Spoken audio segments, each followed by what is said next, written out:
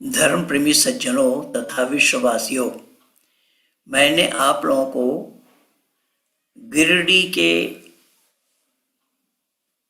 धार्मिक एकता पर 2 वीडियो आप लोगों तक पहुंचाया हूं और आज मैं तीसरा वीडियो आप लोगों के बीच में पहुंचाने का प्रयास कर रहा हूं और आप लोगों ने देखा और सुना कि ये IRPC वाले जो शादाब हैं, उसके प्रेसिडेंट हैं वो IRPC का, उनके द्वारा ये कार्यक्रम किया और कराया गया है। जबकि उसी शादाब को हमारे ही एक मित्र जो हमारे तैयार किए हुए हैं, एडवोकेट बलराम जी ने इसको पहले ही निरुत्तर कर रखा है। फिर भी ये शौक चढ़ा इनको, ये अपने को विद्वता प्रदर्शित करने के लिए उपस्थित हुए हैं। अभी डायस में बुलाया जा रहा है स्वामी लक्ष्मी शंकरानंद को, पर ये लक्ष्मी शंकराचार्य बोल रहे हैं, जबकि उनको मालूम ही नहीं है। और मैं 2014 में 24 जुलाई 2014 में इनको निरुत्तर कर रखा हूँ, इनके ऊपर वीडियो में बना करके दिया हूँ आप लोगों को, और आज भी प्रस्तुत कर रहा हूँ। लेकिन मैं भूमिका में आप लोगों को ये बताना चाहता हूँ कि ये जो माननीय महोदय जो मंच का संचालन कर रहे हैं और वो कह रहे हैं कि इन्होंने सच्चाई को जाना, सच्चाई को अपनाया, इस्लाम के ख़िलाफ़ किताब लिखने के बावजूद भी इन्होंने इस्लाम को समझा और फिर समझने के बाद अल्लाह ने इनको हिदायत दी और इस्लाम को समझने के बाद ये सच्चाई को इन्होंने स्वीकार किया है।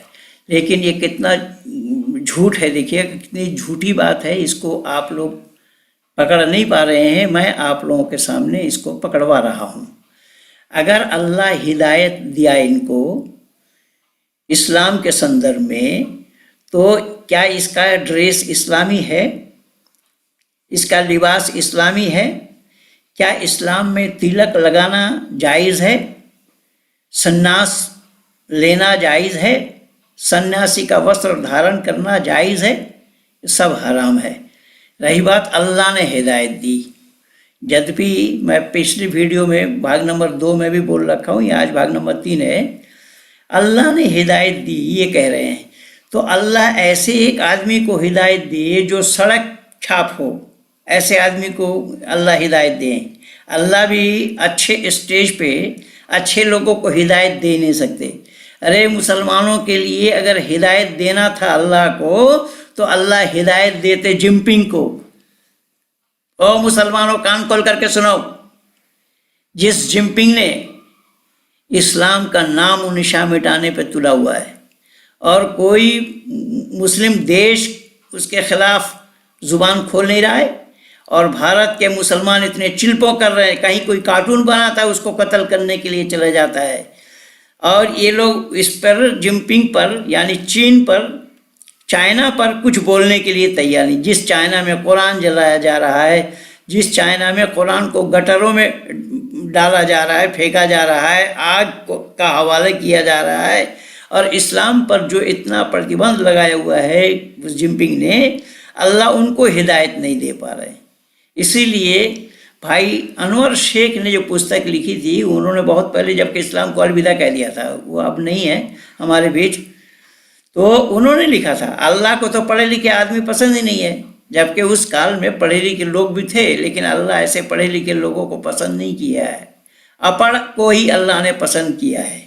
तो इससे अंदाज़ा लगाया जा सकता है कि अल्लाह हिदायत देते हैं कीड़े मकोड़े को, अल्लाह हिदायत देते हैं गंदी नाली में रहने वालों को।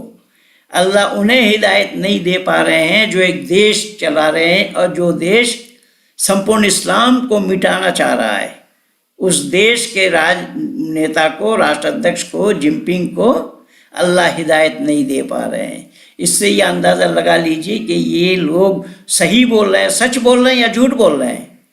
और मैं उजागर कर रहा हूँ। आइए आज लक्ष्मी शंकरानंद क्या बोल रहे हैं और मैं उसको सुन लिया, पर पहले 2014 में मैं जो वीडियो बनाया उसमें भी जो वाक्य सुना था, यहाँ आज भी वही बोल रहा है। आइए सुनिए वो क्या कह रहे हैं, और फिर उसका जवाब क्या है, वो जवाब मैं आप लोगों को दूंगा। मेरे विचारों को आप लोग ज़्यादा से ज़्यादा लाइक कीजिए, शेयर कीजिए, सब्सक्राइब कीजिए, मेरे वीडियो को जन जन तक पहुंचाइए कि इस्लाम का मुंह तोड़ जवाब अगर कहीं है तो इस वीडियो में है। जो लोग बोलना नहीं चाहते, जो लोग इस सच्चाई को उजागर करना नहीं चाहते, उसी सच्चाई को मैं दुनिया वालों के सामने खोल खोल करके रखने का प्रयास कर रहा हूँ। और मेरा उद्देश्य यही है, सत्य को ग्रहण करे और असत को छोड़े, ये मानव मात्र के लिए कर्तव्य है। सत्य का ग्रहण करना, असत का त्याग देना, ये मानवता है। इसलिए आइए उसी मानवता की रक्षा के लिए हमारे माननीय पहलवान धर्मवीर जी ने आज एक छोटा सा वीडियो बनाया है, वो भी बहुत सुंदर बनाया है कि सब लोग अधिकार चाहते हैं, अधिकार के लिए ही अधिकार की लड़ाई लड़ रहे हैं। चाहे वो JNU में अधिकार चाहिए, वहाँ जामिया मिल्लिया में अधिकार चाहिए, अलीगढ़ मुस्लिम यूनिवर्सिटी में अधिकार चाहिए, शाहीन बाग में अधिकार चाहिए। पर धर्मवीर जी ने बोला अधिकार तो ठीक है, बिल्कुल हक है आपका अधिकार मांगने का, लेकिन आपका कर्तव्य क्या है, आपका दायित्व क्या है, उस दायित्व का निर्वहन करना आपके लिए फर्ज नहीं है। ये मानव कहलाने के भी हकदार नहीं है जो लोग ये मांग रहे हैं हमारा अधिकार चाहिए।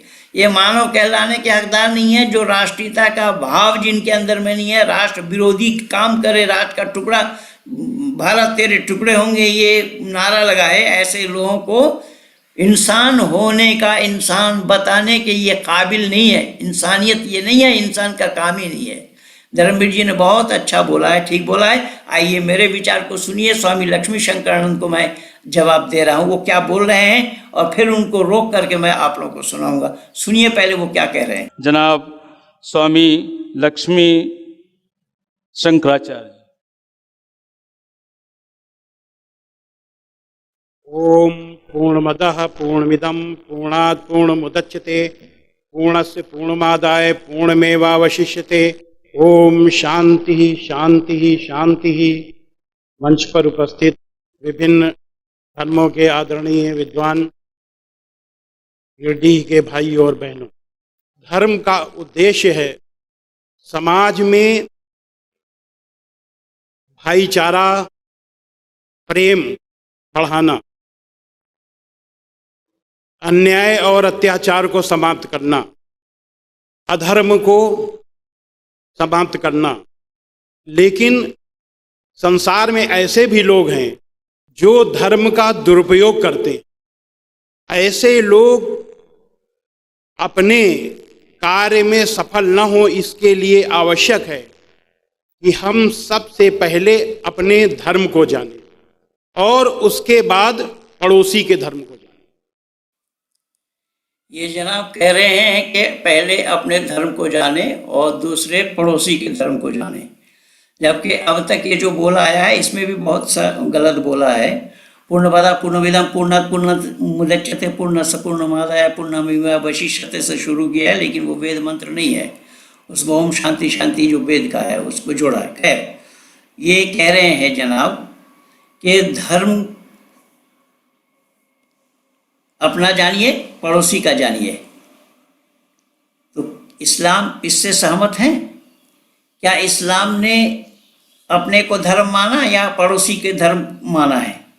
इस्लाम तो कहता है इन्ना दीन इंदल्लाहिल इस्लाम मख्तलफ़ अल्लज़ीना उतुल किताब। यद्यपि ये मैं भाग नंबर 2 में भी दे रखा हूँ। ये सूरह अल इमरान आयत नंबर 19 में बोला, आयत नंबर 85 में भी बोला, वमन यब्तग़ी गैरल इस्लाम दीनन, एक ही दीन है जिसका नाम इस्लाम है। तो इन्होंने पड़ोसी का धर्म कौन सा माना है, कौन सा जाना है? धर्म का काम ही है मानव को मानव से जोड़ना, और मत पंथ का काम है, मत मजहब का काम है मनुष्य से मनुष्य को जुदा करना। तो ये धर्म किनको मान रहे हैं, किनको धर्म बता करके पड़ोसी का भी धर्म बता जा रहा है। पड़ोसी का धर्म कौन सा है, कौन पड़ोसी है, उनका क्या धर्म है? आज दुनिया में पड़ोसी का धर्म तो दूर, अपना ही धर्म नहीं जानते लोग। तो जब आप अपना धर्म नहीं जानेंगे, दूसरे का धर्म नहीं जानेंगे, तो धर्म के नाम पर आप बरगलाए जाएंगे। मैं तो निवेदन करूंगा कि दूसरे का धर्म क्या है उसको भी बताना चाहिए, अपना धर्म क्या है उसको भी बताना चाहिए। पर ये केवल बता रहे अपना धर्म नहीं जाना, अब पड़ोसी का धर्म भी नहीं जाना, दूसरे का धर्म भी नहीं जाना। अरे दूसरे का धर्म क्या है उसको भी तो बोलो, धर्म किसको कहा गया उसको भी बोलो, धर्म का परिभाषा क्या है उसको भी बोलो, बताओ। धर्म एक ही होता है, धर्म मनुष्य मात्र के लिए अलग अलग नहीं होता। एक छोटा सा उदाहरण मैं दे रहा हूँ। हमारे भारतवर्ष के अंदर में जो गणित पढ़ाए जाते हैं वहाँ 5 और 5 10 ही पढ़ाया जाता है, और यही गणित विश्व के आंगन में कोई भी मुल्क है किसी भी देश में 5 और 5 10 ही पढ़ाएंगे। किसी भी देश में किसी भी मुल्क में 5 और 5 11 नहीं पढ़ाया जाता। तो गणित में एकता है, जिस तरीके से गणित में एकता है ठीक उसी तरीके से धर्म में एकता है। धर्म एक ही है, जैसा गणित एक है वैसे धर्म भी एक है, लेकिन फार्मूला अनेक अलग हो सकते हैं, फार्मूला विभिन्न तरीके का हो सकता है, लेकिन 4 और 5 9 होता है। ये भारत में ही नहीं संपूर्ण विश्व के आंगन में 9 ही होगा। 5 और 4 9 बोले जाएंगे, भले ही किसी लैंग्वेज में बोले, किसी मुल्क की भाषा में बोले, वो सबको एक बताना पड़ेगा। ठीक यही है धर्म। धर्म अनेक नहीं होता, अनेक नहीं हो सकता, क्यों धर्म ईश्वर प्रदत्त है। ऐसा मैथमेटिक्स गलत नहीं है, सभी देशों में एक है। मैथमेटिक्स या फिजिक्स हो, सिविक्स हो, ये जितने भी विषय हैं ये भारत में जो पढ़ाए जाएंगे सभी मुल्क में यही पढ़ाए जाएंगे, कहीं पर भी कोई अलग अलग नहीं होगा।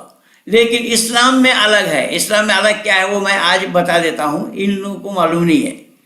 इस्लाम में किंतु गिनती बराबर नहीं है। ये जो 786 लिखते हैं ना, 7 8 6, ये 786 बिस्मिल्लाहिर्रहमानिर्रहीम का कोड वर्ड है। अरबी ज़ुबान में 28 लेटर होते हैं अलिफ से या तक, और उनका नंबर होता है 1 से लेकर 1000। अब 28 में 1000 कैसा होगा? ये अबजद कलमा से निकालना पड़ता है। तो अबजद हव्वद हुद्दी कलमन साफत करसा सख्त, ये है इनका 28 जो अलिफ से या तक इसमें अक्षर हैं, और इनमें नंबर 1000 कैसे है देखिएगा। 1 2 3 4 5 6 7 8 9 10।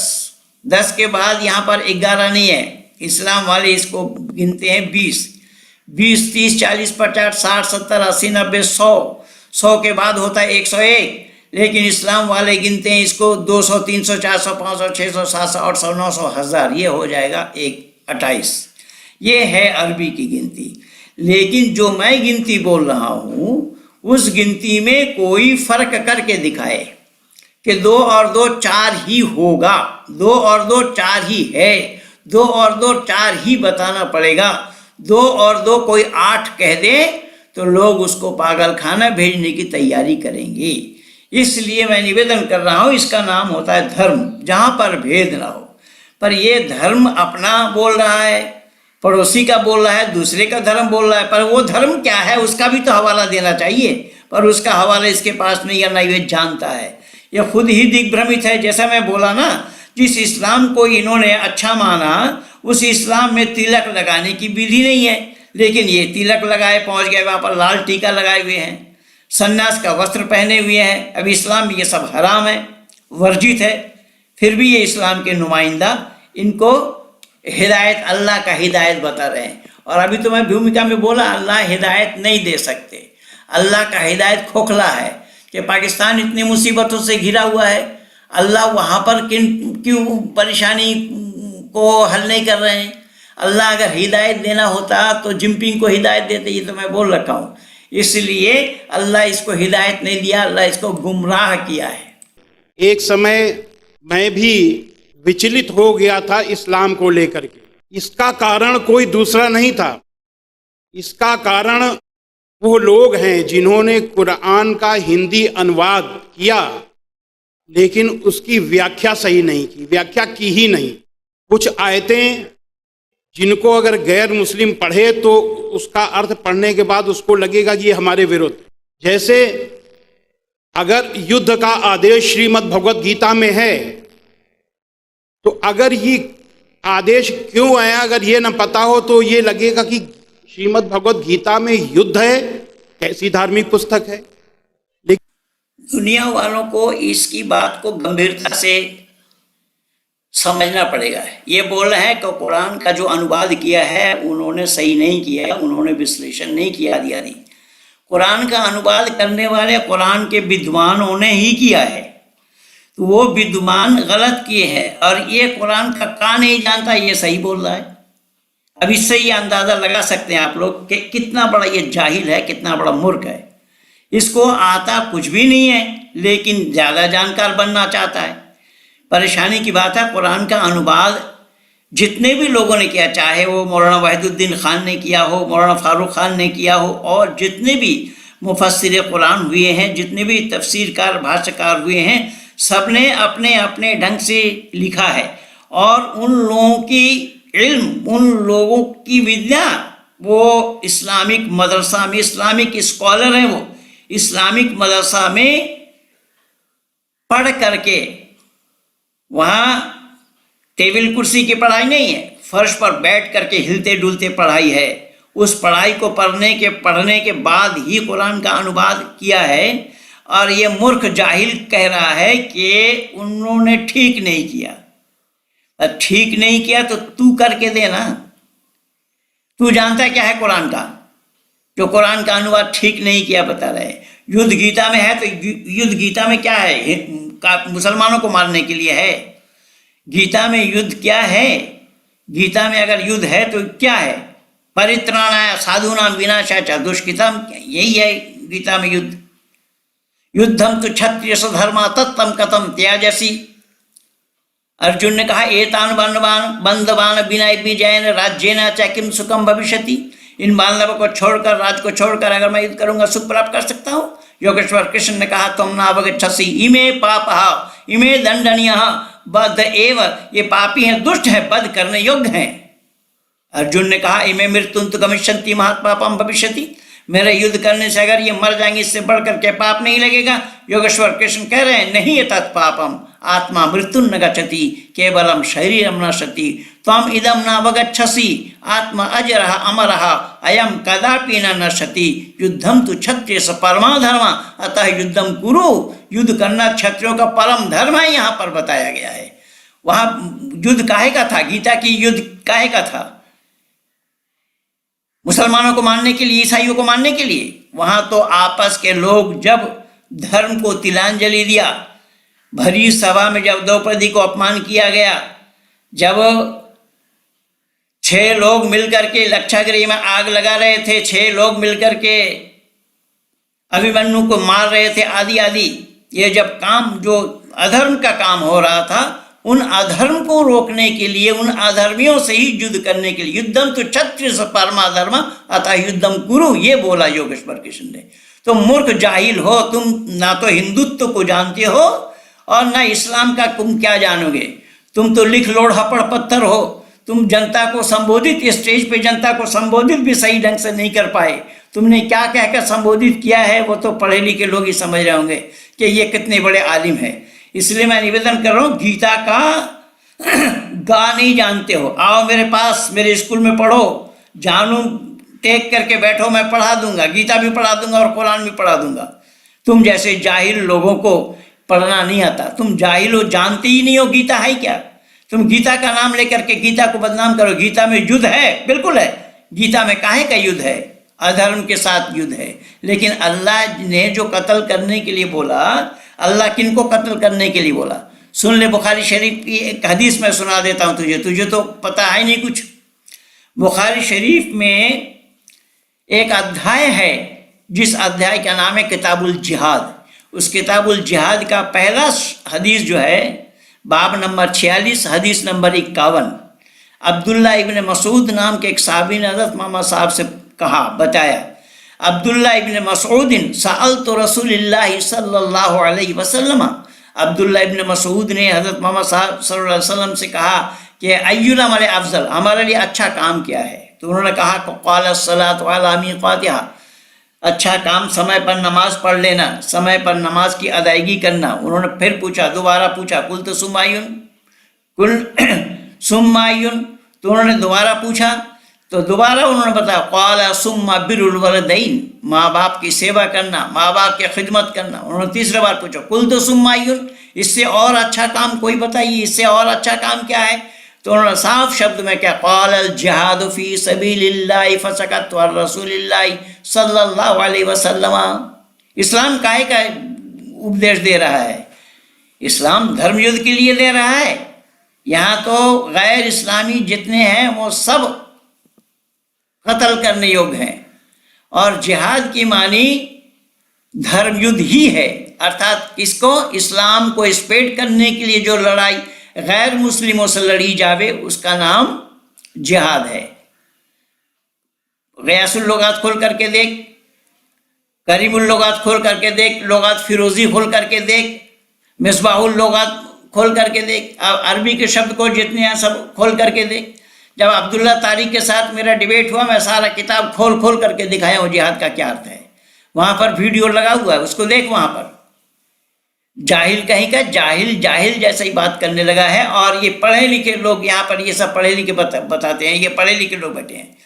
ये इन ऐसे पढ़ों का क्या तात्पर्य है? जो अपढ़ के बात को सिरमौर मान रहे हैं, उसको रोकने के लिए इनके पास कला नहीं, वो झूठ बोले जा रहा है और वो झूठ को सच समझ करके सुन रहे हैं।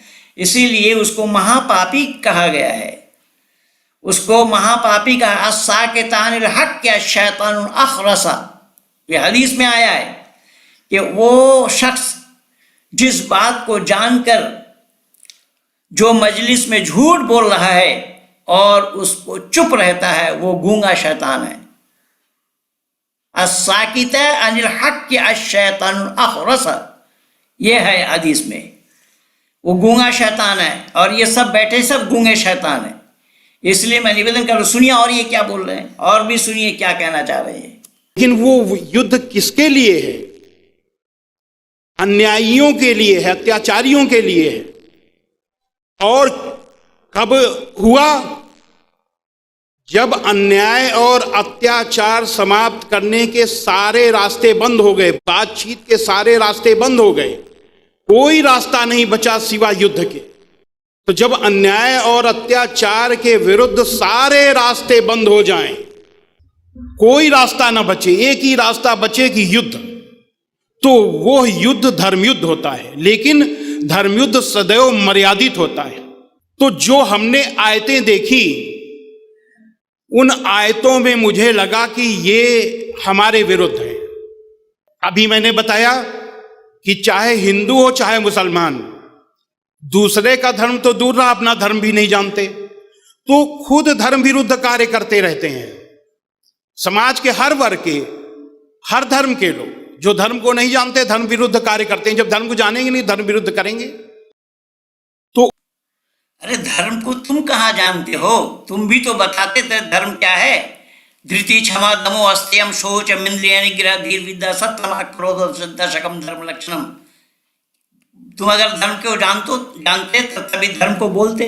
वो नहीं जानते, तुम तो जानकारी देने के लिए आए हो, तो तुम्हें जानकारी देना चाहिए ना कि धर्म क्या है। केवल इतना ही नहीं, यह तो अभ्युदय निश्चय सिद्धि सधर्म, कि जिसके धारण करने पर अभ्युदय होता है, प्रकट होता है, प्रशस्त होता है, दिखाई पड़ता है कल्याण का रास्ता, उसको धर्म कहा जाता है। श्रुति स्मृति सदाचार सच प्रेमणात्मना ऐतिच चतुर्विधम प्राहु साक्षात धर्म सलक्षणम।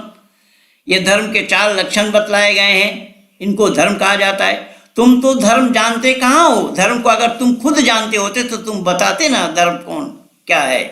तो तुम कहाँ बता पा रहे? तुम दूसरे को कोसने में लगे हो, दूसरा धर्म नहीं जानता। अरे तुम जानता तो धर्म साथ साथ तुम्हें धर्म की जानकारी देनी चाहिए थी ना। तुम जानते खुद नहीं हो, तुम दूसरे को बतला रहे हो वो नहीं जानता। वो नहीं जानता तो तुम जानते, तुम्हारी क्या जानकारी है? तुम तो बताओ। वो उदाहरण भी मिला, कुछ इतिहास हमने पढ़ा कक्षा 6 से लेकर 8 तक, मोहम्मद बिन कासिम से लेकर औरंगजेब के बाद तक का। जो इतिहास इस तरीके से नहीं लिखा जाना चाहिए, क्योंकि ये वैमनस्य पैदा करता है, घृणा पैदा करता है। अब ये इतिहास लिखा किसने? समय है इसलिए हम इसको बता दें। ये इतिहास डिवाइड एंड रूल की पॉलिसी के लिए अंग्रेजों ने लिखा। तो वो इतिहास हमने पढ़ा जो यहाँ अंग्रेजों के बाद यहाँ के हुक्मरानों ने जारी रखा। तो एक तरफ कुरान मजीद की व्याख्या नहीं, दूसरी तरफ कुछ नासमझ मुस्लिम भाइयों की हरकतें, और तीसरी चीज इतिहास। तो हमको लगा कि ये कुल मिलाकर के बहुत बड़ा खतरा है। हमने किताब लिखी इस्लामिक आतंकवाद का इतिहास, the history of Islamic terrorism. लेकिन बाद में मुझको ये लगा, जब मैं आध्यात्म की ओर मुड़ा, गहराई से मुड़ा, तो धर्म की परिभाषा होती है जो धारण करने योग्य हो वह धर्म है, यानी जो अमल में लाने योग्य हो, आचरण में लाने योग्य हो वह धर्म है। धर्म की सफलता तभी जब वो अमल में लाया जाए, आचरण में लाया जाए, इसीलिए धर्म होता है। धर्म केवल सुनने के लिए नहीं होता कि कुरान मजीद को सुनो, हदीस को सुनो, श्रीमद् भगवत गीता को सुनो, गुरु ग्रंथ साहब को सुनो, उसको अमल में भी लाओ।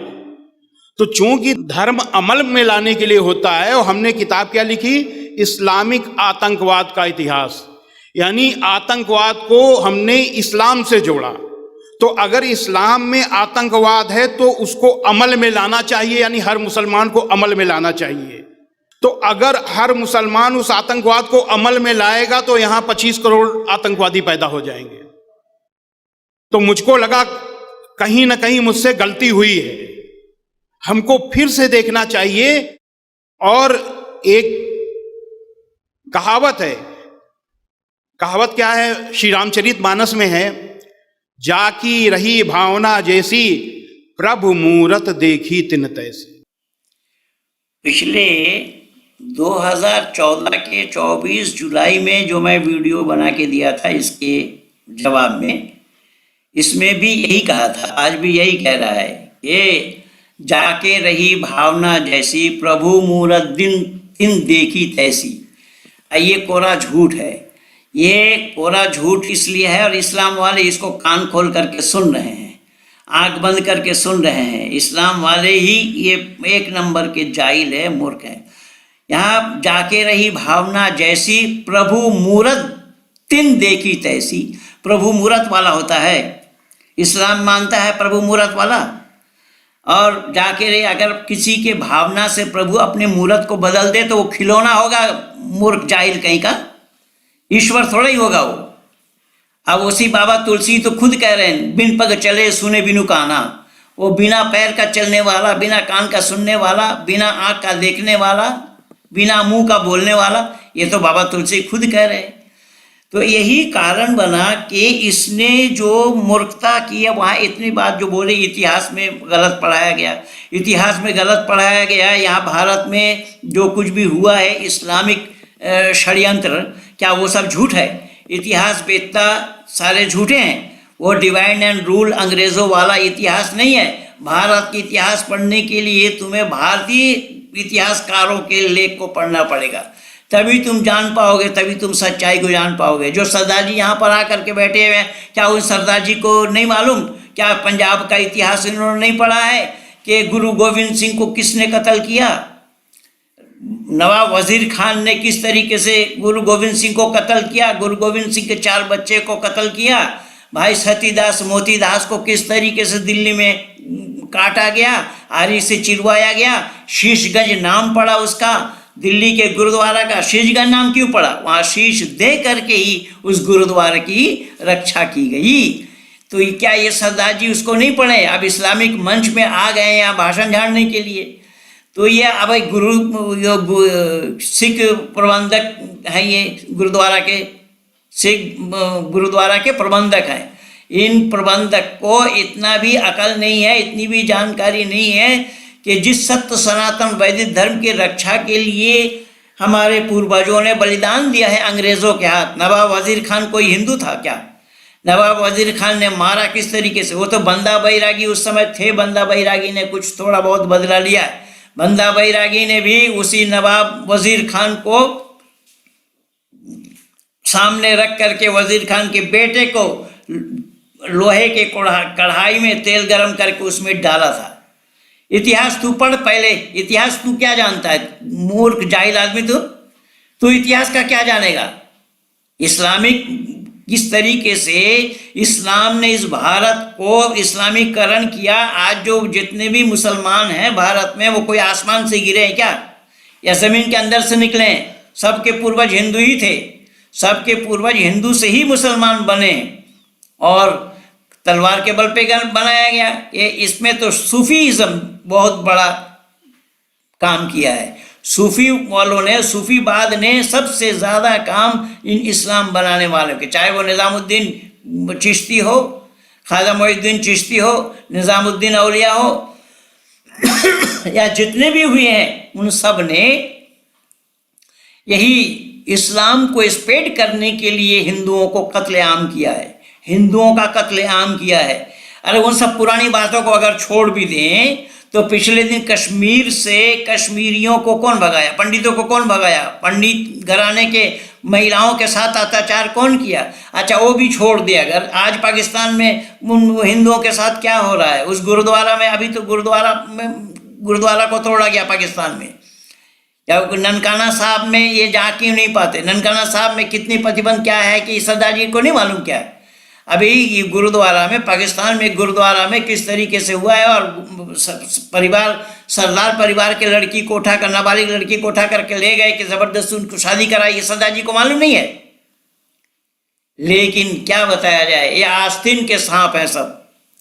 जैसा स्वामी लक्ष्मी शंकरानंद ये आस्तीन के सांप हैं, मैं उस समय बोला था। प्रमोद कृष्णन भी आस्तीन के सांप हैं, और एक मर गया अग्निवेश, वो भी आस्तीन का ही सांप था। और ये सरदार जी भी आस्तीन के ही सांप निकले हैं। ये जानते नहीं है, चले गए वहां पर इस्लामिक मंच पे भाषण झाड़ने के लिए।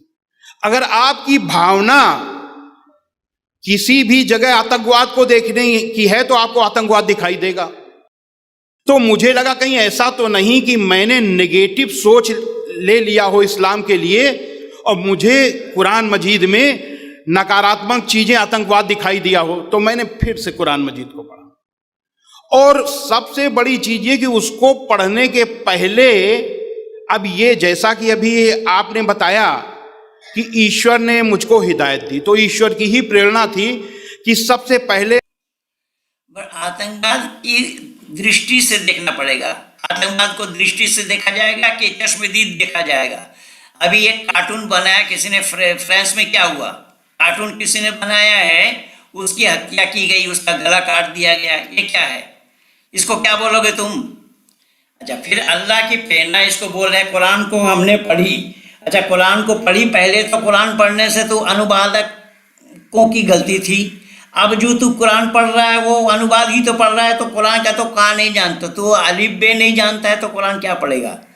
तो अरबी जुबान में थोड़ा ही कुरान पढ़ पाया है, तो पढ़ा है तू भी तो वही अनुवाद पढ़ा है जिस अनुवादकों को तू दोष लगा रहा था, उसी अनुवाद को तू फिर पढ़ा। तो उसी अनुवाद को फिर पढ़ने से क्या वहां अर्थ बदल गया? वहां अर्थ बदल गया क्या? ये सब प्रैक्टिकल अच्छा है। अल्लाह ने इसको हिदायत दी, मैंने कहा ईश्वर की प्रेरणा थी। अल्लाह अगर तुझको हिदायत देते होते तो मैं पहले ही बोला, तो अल्लाह हिदायत औरों को क्यों नहीं दे? तेरे जैसे नाली के कीड़े को अल्लाह हिदायत देने आ गए। जिम्पिंग को हिदायत नहीं दे पाए अल्लाह। जिम्पिंग को हिदायत दे देते होते तो इस्लाम का शीशा लेदर नहीं हो पाता। तू जैसे को अल्लाह ने हिदायत दे दी। अल्लाह ने अगर हिदायत दी तुझे तो तू फिर तिलक लगा करके उसी अल्लाह वालों के मंच पे कैसे आ गया? जाहिल कहीं का तू उसी तिलक लगा करके अल्लाह वालों के मंच पे कैसे आया? सन्यास बन करके कैसे आया? सन्यासी बन करके कैसे आया? सन्यासी वस्त्र में कैसे आया? जाहिल, तेरी जुबान में कुछ है और तेरे हृदय में कुछ है। इसको दोगला कहा गया, मुनाफिक कहा गया इस्लाम में। इसको तो दोगला है, दोगला। अगर तू वाकई में कुरान से मुतासिर तू हुआ था और कुरान के मुताबिक तू कुरान को सच्चा जाना माना था तो तेरे को हिंदुत्व को छोड़ देना चाहिए था। जाहिल, मूर्ख, नालायक कहीं का। तू तिलक को छोड़ता, लाल वस्त्र को छोड़ता, सन्यास धारण किया हुआ है। तू सन्यास धारण वाला काम तो है वो केवल इस्लाम में। तो इस्लाम का क्या तू अपनाया? अल्लाह ने क्या प्रेरणा दी तुझे? झूठा, इतने लोगों के बीच में झूठ बोलने में भी शर्म नहीं आ रही है? निर्लज्ज कहीं का। मैंने इस्लाम के अंतिम पैगंबर हजरत मोहम्मद सल्लल्लाहु अलैहि वसल्लम की जीवनी पढ़ी। कुरान तो मैं 10 बार पढ़ चुका था, लेकिन अब जब मैंने पढ़ना शुरू किया तो मैंने सबसे पहले जीवनी पढ़ ली। जब जीवनी पढ़ी तो मुझे ये लगा कि जिन आयतों को हमने आतंकवाद से जोड़ा था वो आयतें आतंकवाद के विरोध के लिए आई। यानी जो युद्ध हुए वो युद्ध अन्याय और अत्याचार से लड़ने के लिए आए। इसको कुरान पढ़ करके अकल नहीं आई। हजरत मोहम्मद साहब के जीवनी पढ़ा तो उसमें इनको अकल आ गई कि युद्ध जो है वो आतंकवाद के विरुद्ध में है। तो उन्होंने 27 लड़ाइयां किन लोगों से लड़ी थी? अपना चाचा को क्यों मारा था रे जाहिल? और उसका भी नाम अबू जहल था। जिस चाचा को इन्होंने मारा उसका भी नाम अबू जहल था, तेरे जैसे ही। तो उस चाचा को मारा। उन्होंने अपने जीवन में 27 लड़ाइयां लड़ी। और उनके जीवनी से क्या मिला तुझे? जो एक रात में 9 पत्नी के पास गमन किया वही मिला। तू सन्यासी है, वही पढ़ना में तुझे मजा आया। 52 साल की आयु में जिन्होंने 6 साल की अबोध बालिका से विवाह रचाया, उसमें से क्या मिला तुझे मेरे भाई? उसमें है क्या जिसमें तू कुरान से ना पाकर, जो अल्लाह का कलाम है उसमें से ना पा करके तू हजरत मोहम्मद के जीवनी से इस्लाम को समझ लिया? तेरे जैसा जाहिल तो दुनिया में कोई नहीं है। परमात्मा रक्षा करे तू जैसे जाहिल। न कि अन्याय और अत्याचार को करने के लिए आए, क्योंकि इस्लाम के अंतिम पैगंबर हजरत मोहम्मद सल्लल्लाहु अलैहि वसल्लम पर अत्याचार हो रहे थे। जब आप मक्का में दुनिया का सबसे बड़ा सत्य, यूनिवर्सल ट्रुथ, ला इलाहा इल्लल्लाह, परमेश्वर के सिवा कोई पूज्य नहीं है, ये बता रहे थे, तो मक्का के आपके ही कबीले के लोग, कुरैश कबीले के लोग सबसे बड़े विरोधी हो गए। तुझे सच्चाई का कुछ भी अता पता नहीं है। इस्लाम स्प्रेड कैसा हुआ? इस्लाम फैला कैसे? इस्लाम का विस्तार कैसा हुआ? ये मोहम्मद साहब पर अन्याय कर रहे थे, मोहम्मद साहब पर अत्याचार कर रहे थे, या मोहम्मद साहब जब लोगों के सामने में ला इलाहा इल्लल्लाह तक कहते तो बात थी। उन्होंने मोहम्मदुर रसूलुल्लाह, कलमा भी पूरा नहीं है, तू भी जानता नहीं है, आधा कलमा बोल रहा है। आधा कलमा पढ़ने से कोई मुसलमान नहीं हो जाएगा, मूर्ख कहीं का। कलमा पूरा पढ़ना पड़ेगा, ला इलाहा इल्लल्लाहु मुहम्मदुर रसूलुल्लाह, ये पढ़ना पड़ेगा। तो ये अल्लाह का हुक्म, ये कुरान कलामुल्लाह के नाम से जो वो बता रहे थे, उसी कुरान में एक किस्सा है बल्लम बाऊर, जबकि वो एक मुशरिक था, शिर्क करने वाला था। उस कुरान में ही एक किस्सा है कि उसकी दुआ अल्लाह कबूल करते थे, लेकिन वही अल्लाह खुद कह रहे हैं कुरान में कि मुशरिकों को दुआ अल्लाह कबूल करते नहीं है। जब मुशरिकों का दुआ अल्लाह कबूल नहीं करते तो वो भी मुशरिक था बलआम बिन बाऊर, उसकी दुआ कबूल कर ली। तो उसकी दुआ कबूल कर ली अल्लाह। तो उसकी पत्नी ने एक दिन बोला कि आप अल्लाह से दुआ करते हैं और अल्लाह आपकी दुआ कबूल कर लेते, तो हम मेरे लिए दुआ क्यों नहीं करते? तो बोला क्या दुआ करना चाहिए? तो वो बोली कि मेरे लिए दुआ करिए कि मैं सबसे खूबसूरत औरत बन जाऊं, बनी इसराइल कौम में कोई और इतनी खूबसूरत औरत ना हो, मैं इतना अब खूबसूरत बनूं। तो उन्होंने दुआ मांगी, दुआ अल्लाह ने कबूल कर ली और खूबसूरत बन गई। जब खूबसूरत बन गई तो सब चारों तरफ से लोग उन पर नज़र दौड़ाने लगे। तो बलआम बिन बाऊर ने सोचा कि शायद कहीं रास्ता भटक ना जाए, तो उनको गुस्सा आया। फिर तैश में आकर के उन्होंने कहा कि अल्लाह इसको कुतिया बना दे। अल्लाह ने दुआ कबूल कर ली, कुतिया बन गई वो। जब कुतिया बन गई और उनके बच्चे बोलने लगे बाप से कि क्या करा आपने, मेरी माँ को कुतिया बना दिया, सब लोग हमें चिढ़ा रहे हैं, कुतिया के बच्चे, कुतिया के बच्चे। तो फिर बलआम बिन बाऊर अल्लाह से दुआ मांगा कि अल्लाह ये जैसी थी वैसे ही कर दे, लेकिन अल्लाह ने इसकी दुआ कबूल नहीं करी। अरे वो लक्ष्मी शंकरानंद जानता है ये कुरान में किस्सा है, कुरान में इस तरीके का किस्सा है, जानता है ये किस्सा कुरान का है। इसलिए मैं छोटा सा ही कर रहा हूँ, एक दो नहीं, ऐसे हजारों किस्सा यूट्यूब में मेरा लगा हुआ है। कुरान खुद कहता है नहनु नकुस्सु अलैका हसनल क़सस, बिमा औहैना इलैका हाज़ल कुरान, अगर कुरान का अनुवाद तू पढ़ा है तो मूर्ख जाहिल कहीं का यूसुफ का किस्सा नहीं पढ़ा, जो यूसुफ और जुलेखा का किस्सा नहीं पढ़ा। ये अल्लाह के पैगंबर होते हैं ऐसे ही। या यूसुफ वफ़क़्तल ख़तियत अल्लाहु इस्मक मिन दीवानिल अंबिया, ये फरिश्ता को कहना पड़े, ऐ यूसुफ अंबियाओं के खाता से तुम्हारा नाम काटा जाएगा, ये गलत काम न करो। और यह अल्लाह की मर्जी है, यही है अल्लाह। ये सारा वीडियो मेरा लगा हुआ है, जाहिल इन सब को देख कुरान क्या है, मैं उस पर बोल रखा हूँ, इसको देख, उसके बाद आ सामने। बंधु, आज 38 साल से मैं यही काम कर रहा हूँ। कुरान क्या है, कुरान किस्सा कहानी की किताब है। मैं वीडियो बना करके भी दिया हूँ, लेखनी के माध्यम से भी देता रहता हूँ आप लोगों को। आज 38 वर्षों से यही काम कर रहा हूँ।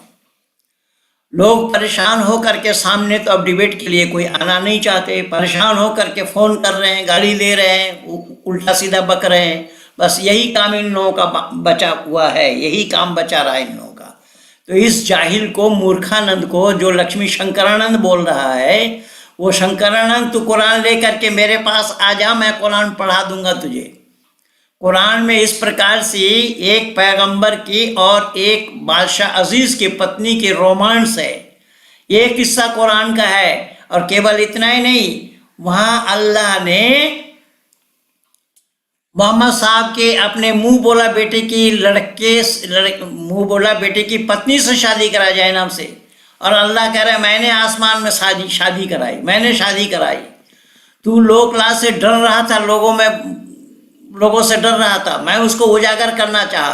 सूरह अहज़ाब आयत नंबर 37 को पढ़ करके देख लक्ष्मी शंकरानंद, वहाँ देख अल्लाह निकाह करा रहे हैं, अल्लाह निकाह करा रहे हैं इसलिए मुंह बोले बेटे के पत्नी से कि और मुसलमानों के लिए रास्ता खुल जाए। ये है कुरान। कुरान एक दो बात थोड़ी है, कुरान तो कलामुल्लाह है ही नहीं। इसको मैं इस्लाम को चैलेंज दे रखा हूँ कि कलाम को कोई कलामुल्लाह सिद्ध करे। तो तू जानता है नहीं, अनभिज्ञ लोगों के पास जा कर के बैठा है।